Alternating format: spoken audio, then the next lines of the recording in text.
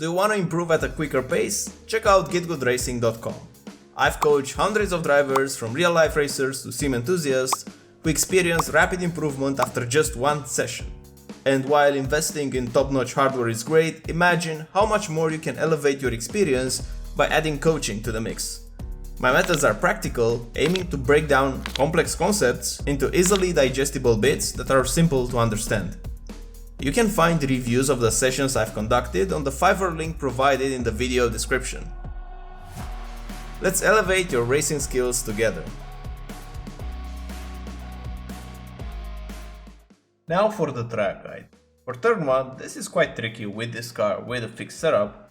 I'm looking at this white line around here, but I want to brake before it. So realistically, 100-meter board will be the braking point, but I find that having the white line as a reference is much better, just because you can see it whenever you are side by side with another car. If you're on the inside, you can still see the white line. So all in all, the white line can be an additional braking marker that you can use, but you can also use the 100 whenever you're hot lapping, for example. So braking more or less in the 100, it's important to brake as much as you can in a straight line. This car doesn't like to brake a lot under trail braking and turning at the same time. It will just spin. So the majority of your brake force should be spent while braking in a straight line, and you should try to turn into the corner as late as you can, to delay it as much as possible, because you really don't want to lock up the tire while you turn in. What I did in this lap was that, because the force under braking was a bit too much, the car snapped in the rears, which was a good thing for me for the hot lap, because I'm gaining. So look, I'm gaining time, but if you see the lap and if you see the corner again, you will see that the car rotation will increase a lot whenever I turn the steering wheel. Like right now, it's a moment in which it really increases a lot. That's because the rear was very loose. However, that's not safe to drive, so I don't recommend it. You will be a bit slower, but you have to release a bit more the brake pressures while you turn in. This is gonna help a lot and delaying the turning point. In terms of the apex, we want to cut this one, but not as much as I did here. I was able to cut this much just because I generated a lot of rotation with the brakes. But this is not very safe. I would not drive this every single lap of the race. So I think you should cut just the white and red curb, not the AstroTurf around it. Putting the power down nice and early, and you can use about this track without getting the off track. Moving on to the right side for the next corner, braking point before the curb. So I'm braking before the curb, just a few meters before. I plan to mount this curb, and very important to not brake very hard into this corner. You want to carry the momentum into this corner, and you want to trail brake a lot up until you hit the inside of this curb as late as you can. This is a long corner. If you're gonna meet it very early at the beginning, around here, you will run out of track. You don't want that. So you have to delay again the turning point. So let the car roll into the corner, let the car roll, let it roll. And after we get these banners, the Rolex, and it's on the right side of the windshield, then we can put the power down and cut it. It's important to touch it, this little AstroTurf. It will hook the car up nicely, and you will make sure that you're using all the track on the inside. So that's good. And while tracking out wide, don't go wider than this. You want to get a bit closer to the curb on the right side, but you don't want to stay on it, because you don't have enough time to reposition. And also a small pro tip, be aggressive under throttle here, like right now with this throttle application around here. Aggressive, very harsh. I did it here, you see, instantly. This last 10%, it was an instant slam, because I could feel that the car was rotating under throttle. So because the car was rotating a bit with my throttle input, then I slammed it more and more so that the car will go on the left side quicker with this rotation. So you can use a bit of this tip, you can use it to bring the car quicker to the left side. So this corner right here will be flat out. You can cut it like this. It will be flat out, and overall I think this was a quite strong sector. For the next corner, braking at the beginning of the curb, and we need to use all this curb on the right side.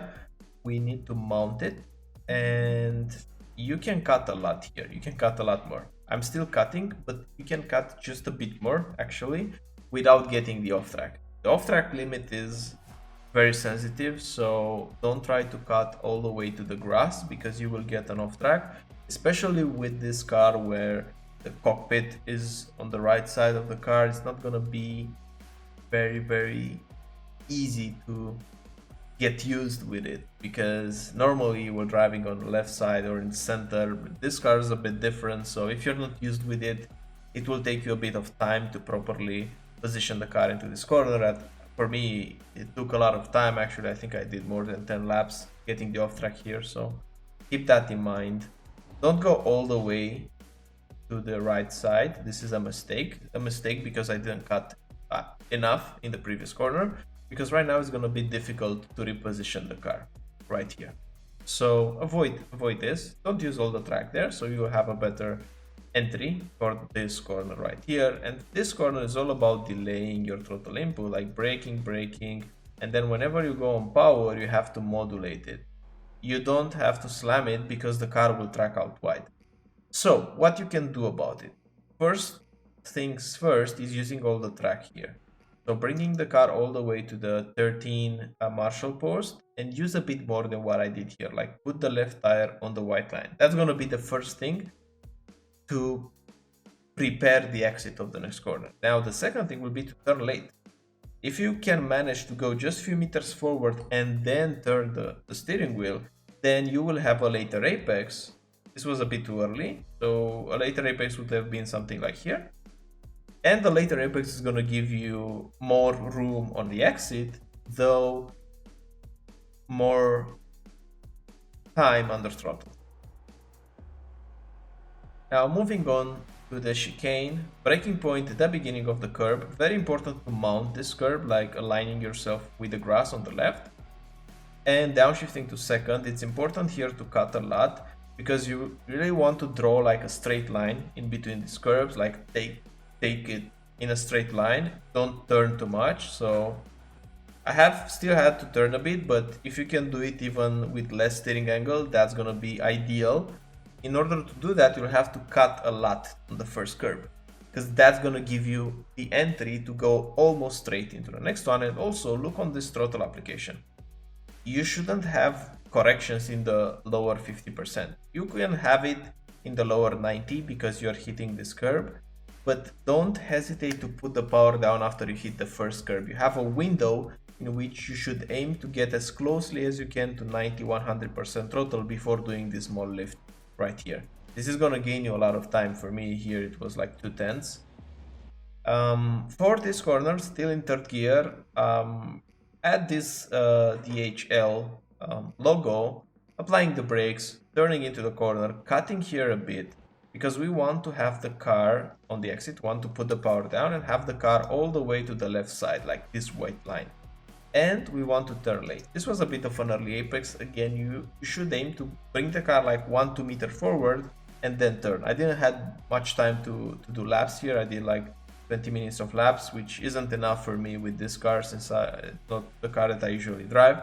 But what I can say is that if you can manage to turn just a bit later, it's like a blink of an eye later, 1 meter later, this will give you that slight advantage into the corner, so you can just be earlier on throttle because you won't run out of track. So that's the thing you should aim for here. Turn just a bit later, and trail braking in the lower 5%. Like right now I'm going 4, 3, 5, 3, 1%, 2%. And the moment that you get the curb, that's the moment that you put the power down nice and firmly.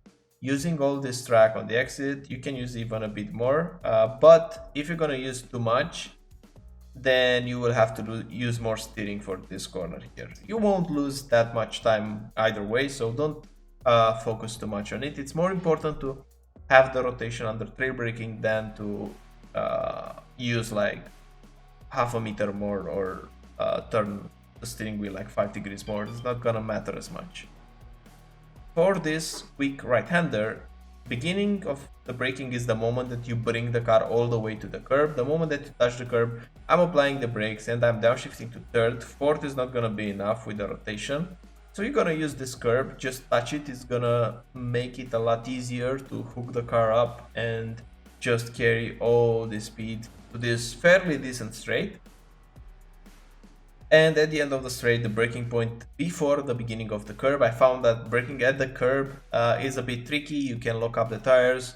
To be fair, I feel like the brake bias in the fixed set is too much on the front, so you can give it 2 clicks on the rear. So I think it's gonna make these braking zones a bit more efficient, and you can gain like half a tenth on these braking zones, maybe. But either way, braking nice and early, don't overheat the tires, using this curb while turning in, downshifting to second, and it's important here to cut this curb.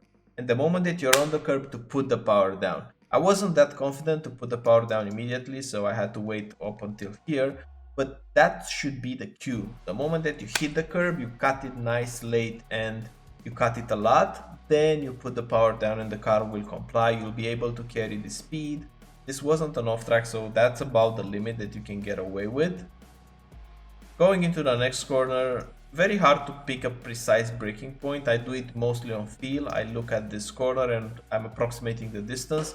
But either way, firstly, straight line braking, like the first peak of the brakes shouldn't be diagonal, because you will have a bit of steering angle and a lot of braking force, and the tires will overheat a lot more. So initially brake in a straight line, then bleed off the brakes and increase the steering angle when the brakes are dropping more and more and more. That's when you want to turn the steering wheel. Now, putting the power down, we aim to cut this white line and touch this red curb. So we know that we're using all the exit. We know that we're pushing the car a lot.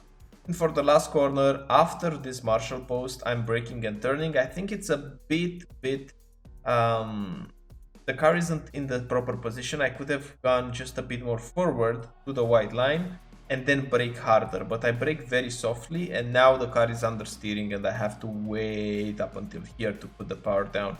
I think I lost here 1.5 tenths, maybe 2 tenths. So be mindful, use this white line. You can use this white line before the corner. So we have this white line around here, this one. You can brake in regards to it, like very closely to the white line, apply the brakes and brake a bit harder. You can also try the second gear, see what's faster. I did it in third, maybe second is gonna be a bit quicker, but in short, that's a track guide of the Hungaroring with the LMP3. I hope you have a great week ahead, and I'll see you on the next one. Bye bye.